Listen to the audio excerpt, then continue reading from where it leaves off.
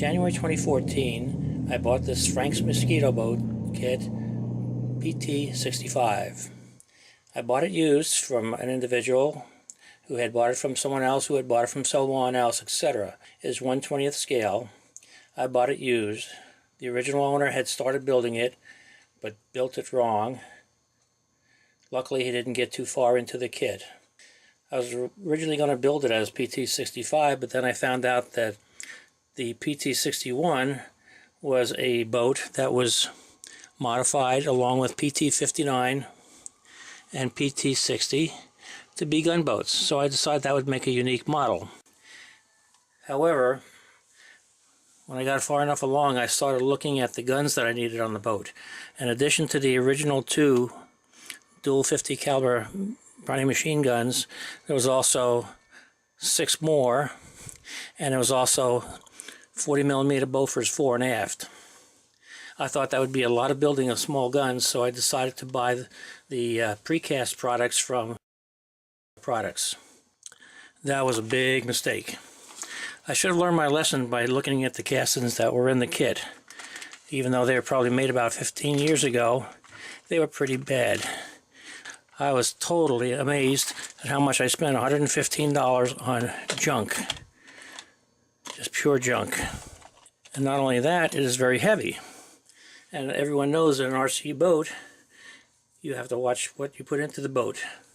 Especially topside hardware, which is very heavy, which would make the boat unstable. So, in looking around, I decided to see if there was an alternative. Unfortunately, nobody else makes 1/20th scale model guns except Shapeways. Now, Shapeways makes a gun that is produced through stereolithography or 3D printing. 3D printing is not new. I looked into that back in the early 1990s when I worked for a large company that was looking to get into 3D computer-aided design systems. Now, Shapeways came up with this with one of the people making the drawings, and they look pretty accurate as far as I'm concerned. When I looked at the details, I was totally amazed. Now, what I paid here for the 50 dual 50s, the 2 tubs for, I believe, for a PT boat, 2 machine guns, 2 sets of belts with tiny bullets in them, totally amazing. Came to about $95.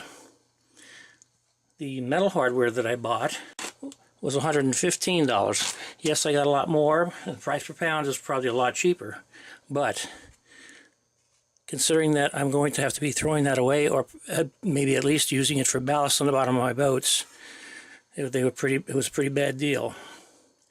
This is not bad, especially if you don't need many.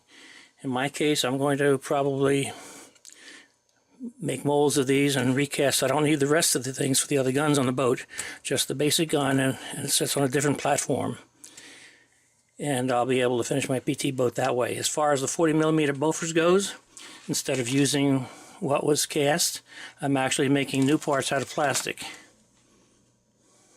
So that's my update on the PT61, and I know that this will look a lot better once everything is assembled and in the boat and painted and ready to go. Thank you for watching.